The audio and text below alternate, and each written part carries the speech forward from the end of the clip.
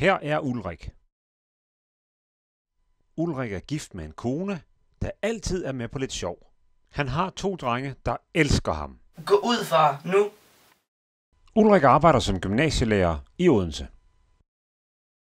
Han underviser i samfundsfag, og der er altid ro og disciplin i Ulriks timer. Ulrik har gode kolleger og familie, og de mødes tit og hygger omkring aftensmaden. Hver torsdag går han til fodbold. Det elsker han.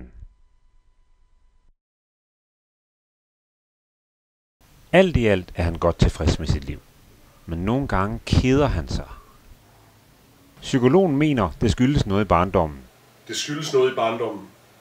Og det har han ret i. Lad os se, hvad Ulrik går og tænker på. Hans mor er født og opvokset i Nord-Norge, lige syd for Polarcirklen. Og da Ulrik var lille, fortalte hun altid historier om, hvor meget sne der kom hver eneste vinter. I min barndom, Ulrik, du aner ikke hvor mye snø vi havde. Vet du hvad, det kom altså 2 meter snø hver eneste dag. I 1984 rejste familien nordpå for at opleve hvid jul og masser af sne. Men det år faldt der kun 1 centimeter sne. Ulriks drøm om at opleve en nordisk vinter brast.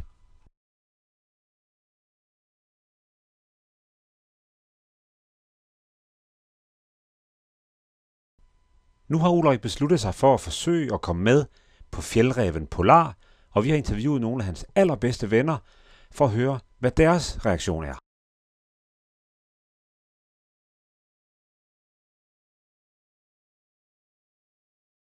Men jeg er meget glad for, at folk føler det som en naturlig del af vort land.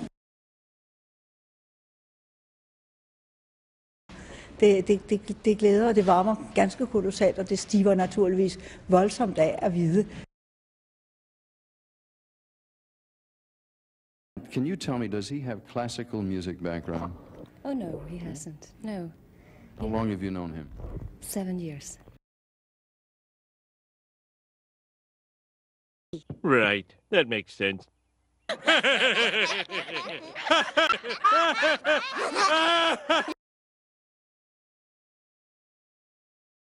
I think I had a little bit of wine during dinner because right away I said, I will give you my endorsement.